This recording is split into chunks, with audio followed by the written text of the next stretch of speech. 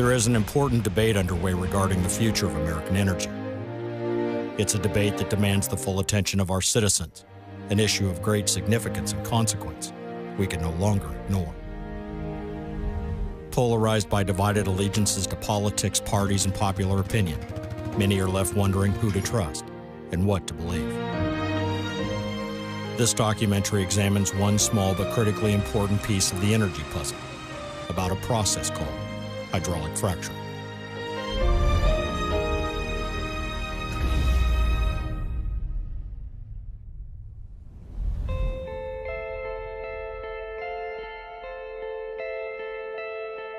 God gave us all these resources on this earth, whether it's minerals or plants and animals, for us to use. And if we use them in a reasonable, logical, safe way, it's good.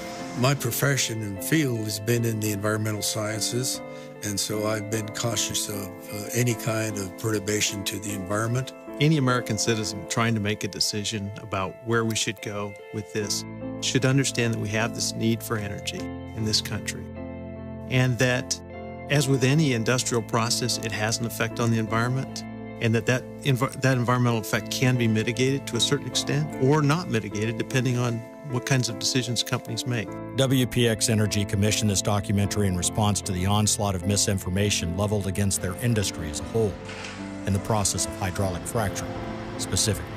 But that rig can do 6 to 8 or 9 wells from this pad when we come back to it. And it's CEO Ralph Hill embraced the idea of an open discussion and willingly provided access to their people, their processes, and even the property owners they work with. We have a gift right now because of technology, advances in technology, to be energy independent in this country by a cleaner form of energy.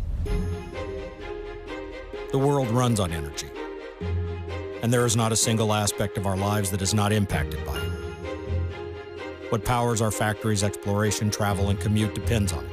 Every advancement made in the way we connect, collaborate, and cure disease requires it. We have an entire nation that is completely dependent upon it. Almost every single thing we use, from clothing to computers, contact lenses to CDs, is made from it. There is almost nothing that is not touched by our dependence upon oil and gas. But drunk on the abundant blessings we glean from it, have we ever stopped to consider what would happen if these things we take for granted all slowly started to disappear? We need a source of energy, and right now the cleanest source of energy seems to be the natural gas industry. This country needs an all-out, all-of-the-above strategy that develops every available source of American energy. A strategy that's cleaner, cheaper, and full of new jobs. We have a supply of natural gas that can last America nearly 100 years. And my administration will take every possible action to safely develop this energy. Fred Baldessari is recognized throughout the industry as an expert in gas migration. He has been called upon by industry, landowners, universities, and regulators alike for his ability to trace gas and find its origin. His reputation is based upon finding the truth and presenting the facts, no matter how popular. Natural gas, in my view, and in a lot of experts' view, it trumps a lot of other energy sources because it's cleaner, it's abundant, it's in this country. We don't have to rely on other countries. We don't have to, worry about a supply because we have this supply here. What dramatically changed everything and made production a viable alternative was combining hydraulic fracturing with horizontal drilling. Historically, what we used to do is drill a single vertical well at a location, move over, build a brand new pad all over again, use up another 3 acres of land, and drill another vertical well bore. So perhaps there might be a well every 40 acres. Now what we do is we go to a single pad inside of a 640-acre area, and from that one pad we drill down and then we go out horizontally, multiple wells, all on that same 3 to 5 acre pad. So we can put as many as 22 wells in the same space that used to just hold one well. Also, every single one of those wells tie back into a central location. So all the production tanks, everything, all the traffic only comes to that one point, and everything can be monitored from that one location. That's a pretty big leap when you're reducing your impact that much. And I think sometimes people don't realize that it's really becoming that small. The fact is, natural gas production requires a dramatically smaller footprint than conventional drilling and other sources of energy, like solar and wind. America now had the means, the wherewithal, and the resources to become its own best supplier, a way to make itself almost energy independent. But that didn't mean there was clear sailing ahead. There has been a lot of mistruth spoken about the process of hydraulic fracturing and the never-ending supply of people willing to join the chorus or crusade against the evil gas companies. People do not have correct information, and everywhere from the media, just correct information. The headlines and the sound bites really detract from that experience, and folks don't have an opportunity to really understand fully. To me, every time I see something that's anti our industry, it's just like, wow. Typically that person used something that's powered by energy every single moment of their life. But they can still say you're poisoning our water, you're causing cancer, you're causing animals to die. I hear that it's causing earthquakes. All of that is silliness. They don't have the facts of what's happening when a fracking job is going on. They don't always understand that their home is heated with gas and that's what we're actually doing. They perceive us as a gas station. You're the one who's making our gas prices so high. It's what you guys are doing. They're not really understanding that it's not that aspect of what we do in the community. I think the biggest misconception is people think we don't care. They don't think we care about the environment or the wildlife or the area or the land, and we do. I don't know what caused them to believe that. And we're all painted with that brush of potentially a bad actor at some point in time, and every industry has them. The attacks on them have come from every angle. Environmental, political, economical, you name it. Where they have failed, they, like any other industry, should bear the burden and pay the price for their mistakes. When safety and other protocols are ignored, lives are lost, people are harmed, oceans are polluted, and economies are wiped out. They should be held accountable. Every single thing we do, from the very moment we have an idea to go drill somewhere, to when we actually do the drilling, to when we're completing, to when we're actually producing, there are agencies involved regulating every step we do. Like any industry where money and people are involved, there is always the risk of greed and unethical behavior. Those who believe that they could increase profits by cutting corners, meeting minimum requirements, or ignoring safety practices altogether. I think the business model where you maximize short-term profits by cutting corners and ultimately causing damage both to the environment, to your reputation, to the communities in which you work, long-term, that's not a sustainable model and causes you to go out of business fairly quickly. But when you have one operator that does create a problem like that, the public automatically assumes everybody operates that way. And that's not true at all. But there is nothing responsible, ethical, or intellectually honest about indicting an entire industry for the errors of a few. Because if you find one person soiling the nest for everyone else, it's going to hurt everyone. And so we report any violations we see, either of our own or of any other operator, to the regulatory people as quickly as possible, so those things can get cleaned up quickly. But those represent a very small percentage of the industry, and nobody works harder to expose them than the industry itself. Profitability, sustained viability, and economic growth are only possible by minimizing errors and maintaining the relationships they have with the communities they work in. I think everybody tries to do it right, and the few that don't, they'll be fined, they'll be put out of business, things will happen to them.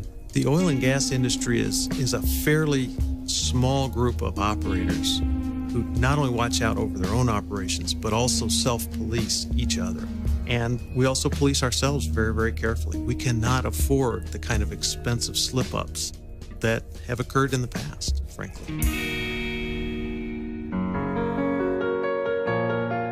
Communities and residents are all impacted by the development of these sites, by road construction, water use, truck traffic, and other factors. A single site reduces all these impacts on an area where populations live. The first part of creating a well is getting to the target source, which in this case is the shale formation. These shale formations are found thousands of feet deep within the earth, often a mile or two below ground. To reach these resources trapped within shale, the energy companies drill vertically, or straight down, to the level of the target source. The greatest damage you could do out here is contaminate the shallow water table from which people are drawing their drinking water and other supplies. And so we take great pains and spend a great deal of expense getting through the first 500 to 1,000 feet of drilling a well. The water from the aquifer that they will have to drill through is tested to establish a baseline. Knowing exactly what the water was like before they started drilling and how it will test throughout the life of the well is critical. What we do is we drill with what's called surface casing because you're trying to protect the surface waters. So we drill a very large hole, 18 inches to 20 inches, all the way down to whatever is required by the particular situation, typically say 1,000 feet deep. We set a very large steel casing down that. Then we pump cement down the casing. It goes down and then up the back side of the casing and forms a very thick layer of cement between the rocks and the aquifer and this steel casing. Every time we run cement, we'll get a sample at the end of the job. Only after that's set and after we've tested it and run a cement bond log to confirm that in fact we have a cement bond behind the entire casing string, do we then resume drilling with a slightly smaller bit the rest of the wellbore. These cement bond logs are required and inspected by the state before any further operations or drilling can take place. Depending on the flow rate and the pressures that will be demanded of the well, the gas company may be required to add additional safety layers of steel and concrete. And that's done with the sole purposes of making sure that we can never have communication between the inside of the wellbore and that shallow aquifer. There's a lot of misunderstanding about polluting the groundwater. We're not seeing that. That's not happening.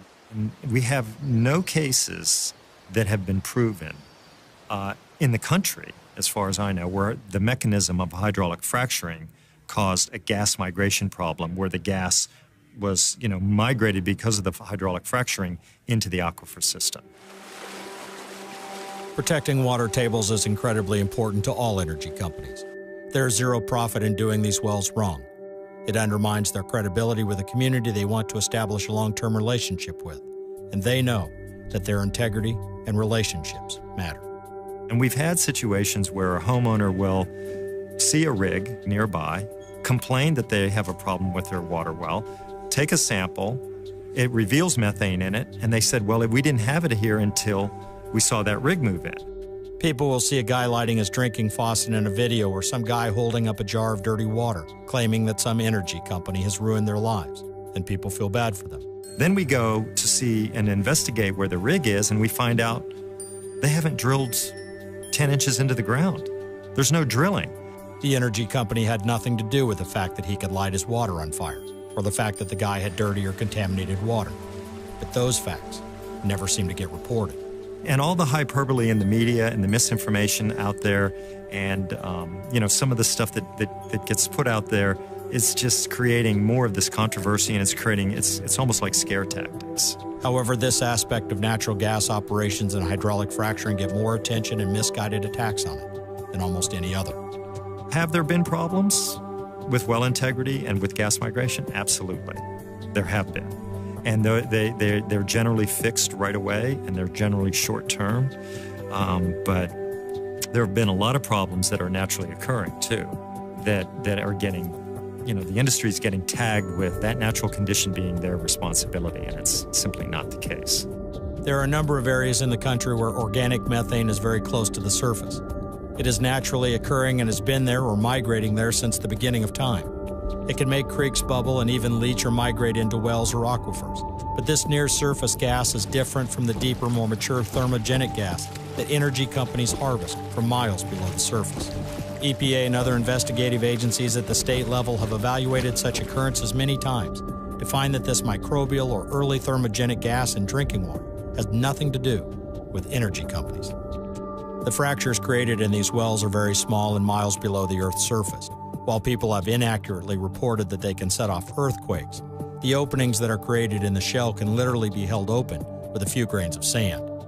This sand is sent down the well and frac fluid. We pump the sand in, and we hope to get 2 or 3 grains across, such that when it closes, it holds it open about 3/100ths of an inch to maybe 6/100ths of an inch. That's all we need. You don't need a very big crack. Because it's so tall and it's so long, you get a lot of gas flowing down that crack. And we create lots of them, thousands of them. It's all about surface area in our business. You have to have as much of that super highway going into the formation as possible. You try to break the rock up into smaller pieces as you possibly can within the formation.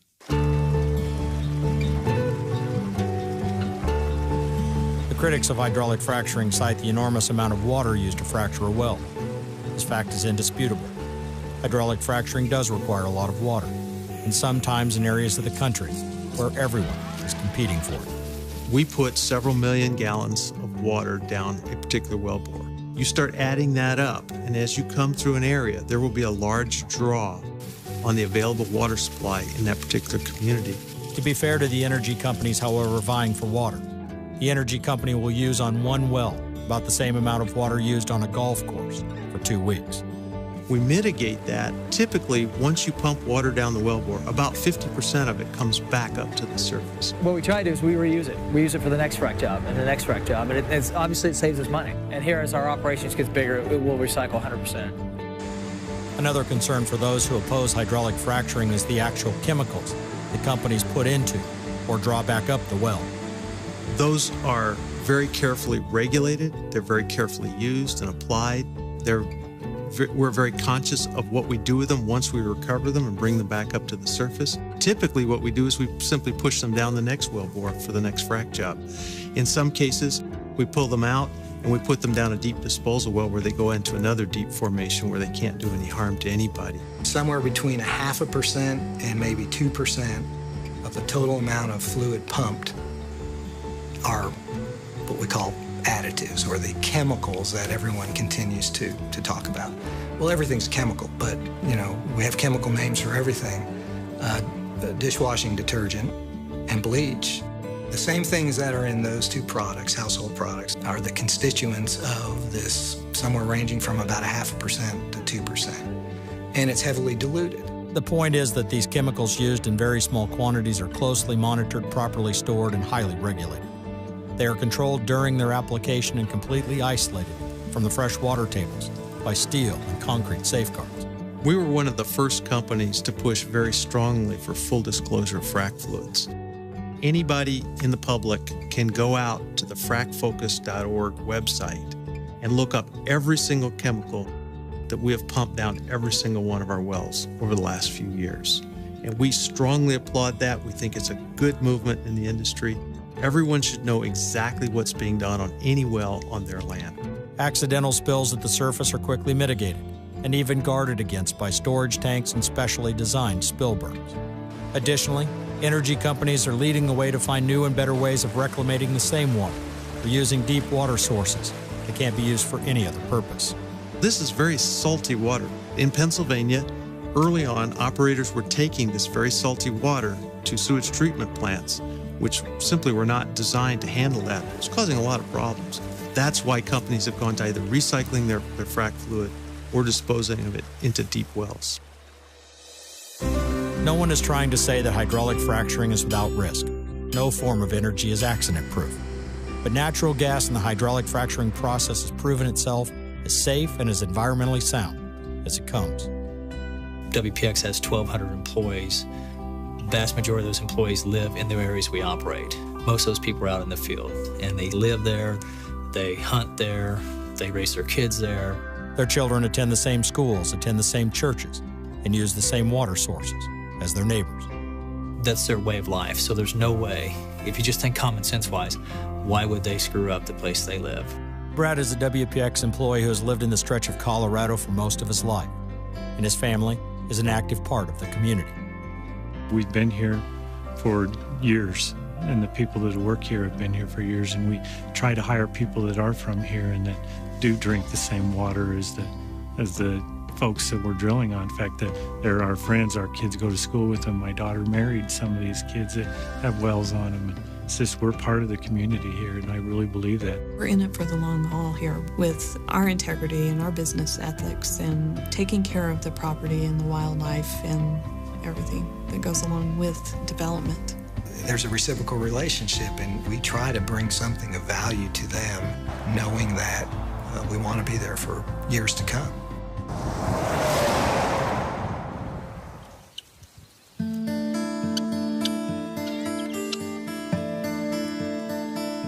I've been here for like 7 years and from the Bronx, and it's a big change. Linda Avilio lives in rural Pennsylvania on a farm she bought to raise her animals. She left New York to purchase a little piece of land she could call her own, find peace, and enjoy life. I love it. This is where I'm gonna die. I'm not leaving it. It's beautiful. And then little by little, building. She does not work for an energy company, nor does she profit from one. Yet her land sits a stone's throw away from a new drill site, where multiple gas wells have been hydraulically stimulated. When Ralph Hill stopped by to see how she was doing, he got a chance to do more than help her feed her alpacas. He had an opportunity to hear her speak about her relationship with his people. It's been more quiet than I thought. And as a matter of fact, I had an argument with somebody because they were saying, oh, it's so loud. They're a mile away and we hear it. And I'm like, I think I'm half a mile and I don't hear nothing. And I'm like right on top of it. But it's nothing like all the stories that were going on. Unlike those who live nowhere near her and demonize the energy companies from afar, she sees them as neighbors who care about her, constantly checking in on her and who have her best interest in mind. I haven't had any problems with my water. I haven't had any problems with my pressure water. You know, somebody said, you're gonna lose pressure. No, still take a good shower.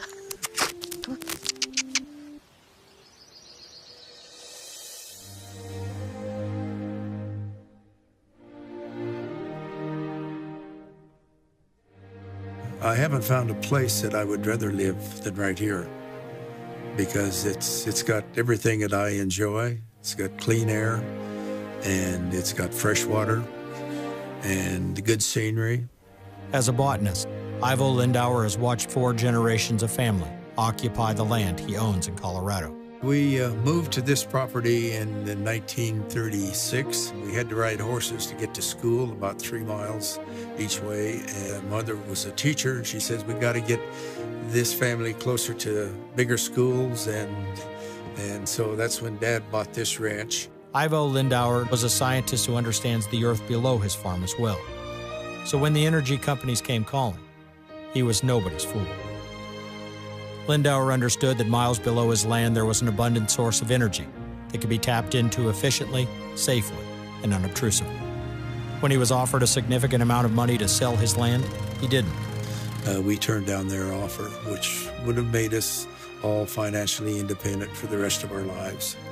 Our family is living here, and all of the things I grew up with, like being able to hunt out the back door, wide open spaces where you can go and do what you want to do, those are the things that convinced me that we should keep this property for the family so that they can grow up and have some of the privileges that I had. I think it's been good for everybody, although we're all having to work hard now, but that's what life's about, work. If you don't have work, you don't have much, He wasn't willing to sell his land, but he wasn't willing to endanger his family or his grandchildren either. Teaming with a responsible energy partner, he knew that natural gas could be extracted safely and provide benefit to all. WPX has been very easy to work with. We've had a lot of dealings with them, cooperation with them, and in all instances, from my standpoint, it's been excellent.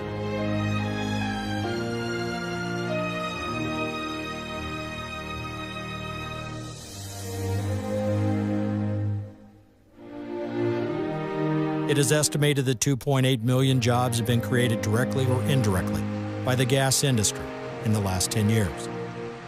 Like others in controversial industries, bad news and bad press travels around the world in lightning speed, but the truth that follows tends to take forever.